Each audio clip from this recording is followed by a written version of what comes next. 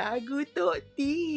Hari ni kita nak buat makanan favourite Datuk Seri Siti Nurhaliza, which is roti kerca. Roti kerca ni makanan orang utara, orang Kedah. Dia macam roti jala juga, makan cicah dengan kari daging. Cuma ada kelainan dia sikit lah. First kali nak buat kari, panaskan 3 sudu minyak sapi, masukkan 4 sekawan, 5 tangkai daun kari. Bila dah naik bau, masukkan 5 ulas bawang kecil, 2 ulas bawang putih halia sebesar ibu jari.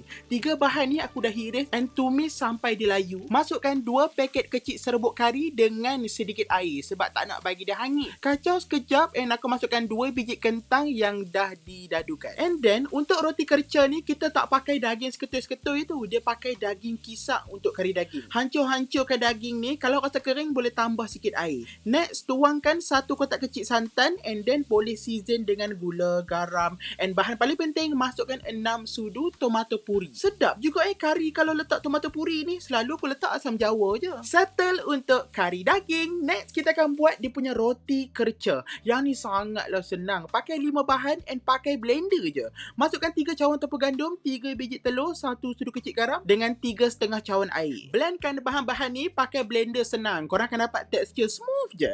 Next, korang kena panaskan pan, sapu sikit minyak sapi, tuang adunan roti kerca tu. Alah, macam kita nak buat kulit durian klip tu lah. Ada lubang-lubang tu, tampai-tampai lah balik atas dia. Masak api slow je tau. Bila tak melekat tu terus angkat. Aku ulang lagi sekali. Panaskan pan, sapu minyak sapi, tuang adunan, masak api slow je. Angkat. Lepas tu boleh gulung-gulung-gulungkan roti kerca ni. Ikut selera masing-masing. Ada yang suka buat tebal macam lempeng. Aku suka nipis-nipis. Last kali roti kerca ni bolehlah potong-potong dengan gunting serong-serong. So siaplah kita punya roti kerca. Aku buat tak ada lah lawa mana. Tapi ada jugalah lawa tu. Makan dengan kari daging sangat sedap. City Zoners, awas kalau tak buat